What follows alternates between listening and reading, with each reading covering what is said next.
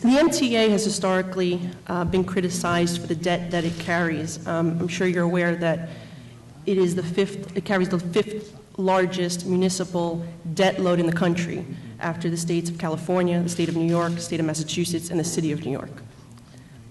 This budget proposal, as Senator Fischillo said, increases the MTA debt ceiling from $34 billion to $42 billion. I'm very concerned about this because mega projects like the East Side Access Tunnel, which is going to cost about $7 billion out of this capital plan, is robbing surrounding communities of scarce capital dollars.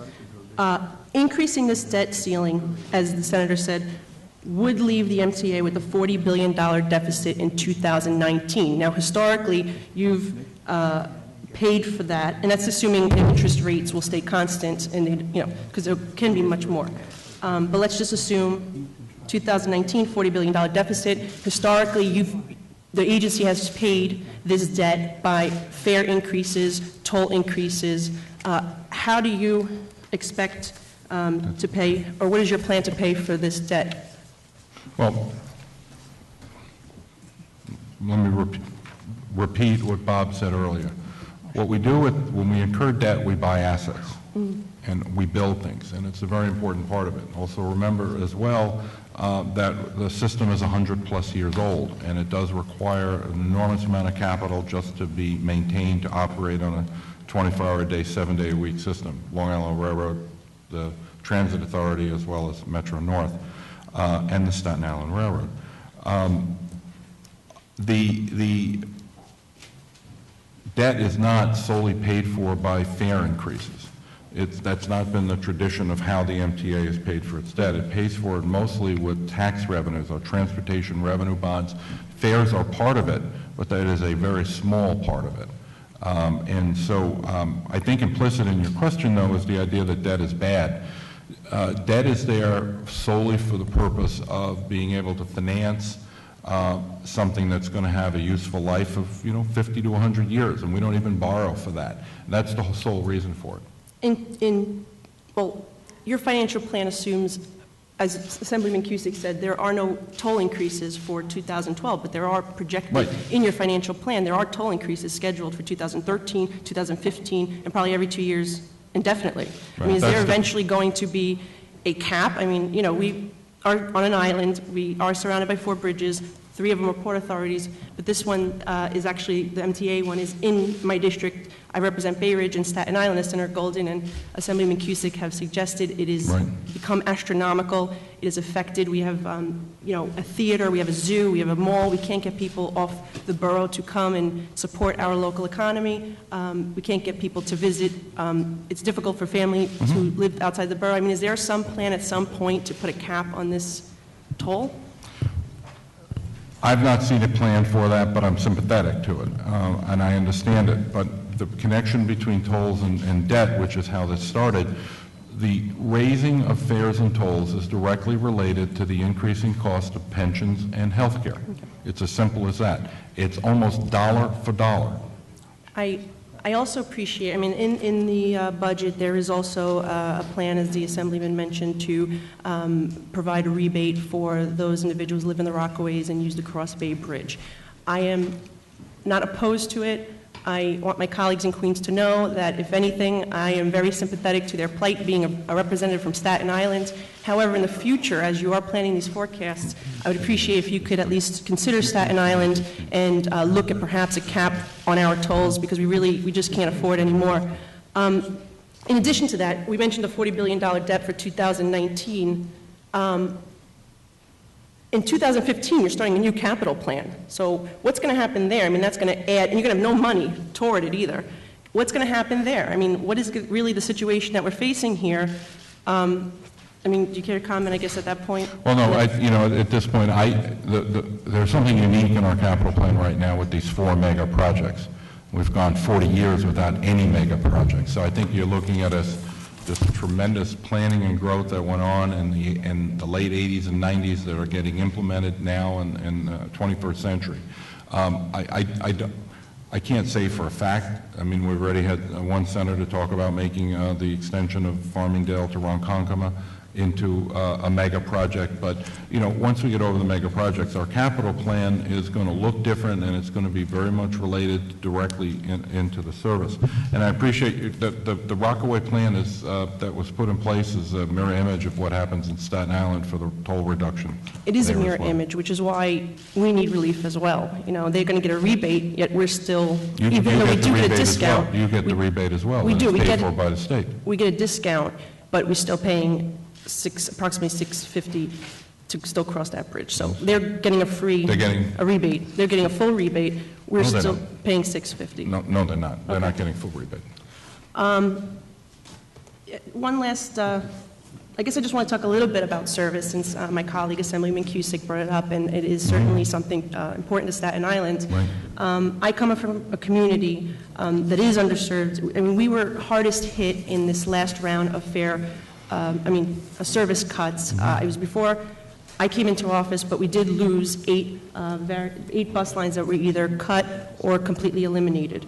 Members of the board of the MTA have presented a plan to restore some service by allocating $20 million in the $12 billion budget that you have, yet it was voted down, unfortunately.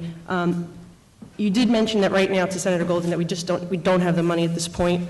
I wanted to ask you if there was some type of situation where these bond fees that you're going to be paying in terms of, it's going to be a substantial amount of money. We're talking about $75 million in bond fees you're going to have to pay.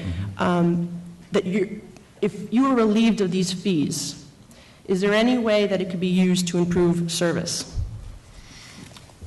Assemblymember, the fees are funded from bonds if the state incurs these fees on us, and right now we're in negotiations with the state to waive the fees on the refinancing portion.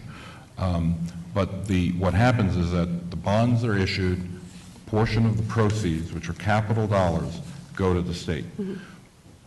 It would be a violation of a lot of different accounting and legal rules for us to use bonded money for operating purposes. So they're two different types. So then let me ask you this. If you were to be relieved of that fee, would you then take the pay-go money, which you have taken from operating, and put it in capital and return that to operating where it was supposed to be? The pay-go is way out into the future, not in the current period. And hopefully, by the way out in the future, when we use that pay-go, we will have had the restoration of service at different time periods. Is this $4 billion that you said that you're saving by making some cuts and reductions, is there any way, if you're saving $4 billion on the capital side, that perhaps you could put some money back into operating The from the $4 pay-go? billion was on the capital side, $1 billion on the operating side. The pay-go money is, it's my understanding that this year starts at $150 million, right? Is that correct? And it's going to increase $50 million every year until 2020. Is that correct? Up until about 2019, yes. So there's no, if you see some cuts on the capital side, right? Some savings, whether it's selling real estate or whatever it's going to be, or perhaps relief on these bond fees that you have to pay, you can't picture a scenario where possibly some of this pay-go money could be put back into operating? If in fact we sold a piece of property and we skimmed a little bit off it and said, let's do a restoration, what happens the next year? That money's not there. We're not selling. We don't have another piece of property to sell. It's a classic one-shot, which the controllers have a field day with us when we used to do things like that, by basically using capital dollars to do for operating purposes. But the pay-go money, maybe I'm misunderstanding how the pay-go actually works, but you're increasing the pay-go fund every year by $50 million. So it's not necessarily capital money. In fact, it's operating money that you're taking and putting in capital, which leads to service cuts.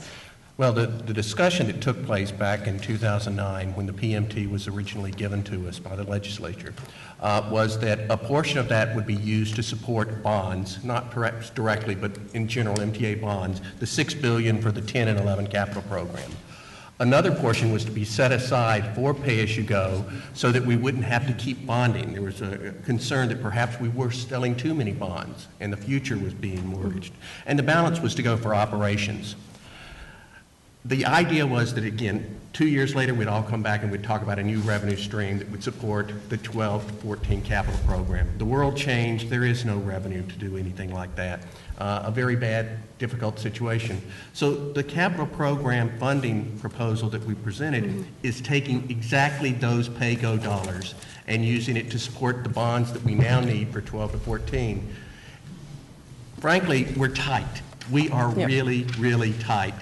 And the other problem that I have is, the chairman said, taking the money and using it for service on a one-shot basis also leaves us that we're already thinking right now, what are we going to do for the 15 to 19 capital program that's coming up? So we're trying to protect as much capital as we can to keep the capital program going, and that's really our issue. I think my point here is just to conclude, is that in 2019, we're going to have a $40 billion debt, all right? You're already number 5. I don't know what number that'll make you, but let's just assume you'll stay at number 5 with a $40 billion debt. That's without even going into 2015 with you're going to assume no cash, right, to go into your 2015 plan. So it's my hope that when you do enter the 2015 plan and start evaluating what projects you're going to do, I think this Long Island Access thing is, not for nothing, $7 billion. I don't necessarily think it's the best use of money. Obviously, it was not, it was a predecessor's decision. I hope that there will be we'll look at this in a very fiscally responsible manner in terms of what projects we will be funding, because in my view, when you mention these operating funds being taken and putting into pay-go for them being used to capital, it's what you're doing is you're really taking operating money, which should have been used for services or service restoration, which is really the prime function of the MTA, and you're using it for capital projects. And so I think, you have to understand where I'm coming from. I come from a community, 8 bus lines either taken away or cut. I lost more bus lines than any other district in the entire city. I have the most expensive bridge in, I think, the world. I know it's definitely the nation. I think perhaps it's the world. $13. So when I see money being cut from operating to fund an outrageous capital plan that's going to leave us in $40 billion debts in 2019, it certainly is alarming to me, it's concerning to me, and I think it's also very much concerned to my constituents and the well-being of their quality of life on Staten Island. So I thank you, for testifying, and I hope we will have an opportunity to meet offline at some point to discuss this further. Thank you. And the last questioner for one quick question is Senator Golden. It's a quick question.